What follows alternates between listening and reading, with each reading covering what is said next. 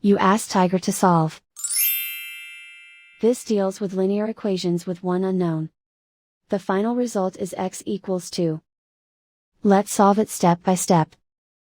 Simplify the expression. Simplify the arithmetic. Group all x terms on the left side of the equation. Subtract 5x from both sides. Group like terms. Simplify the arithmetic. Group like terms. Simplify the arithmetic. Group all constants on the right side of the equation. Subtract 10 from both sides. Simplify the arithmetic.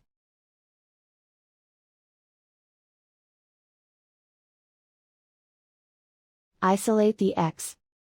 Divide both sides by 4. Simplify the fraction. Find the greatest common factor of the numerator and denominator. Factor out and cancel the greatest common factor. And so the final result is x equals 2.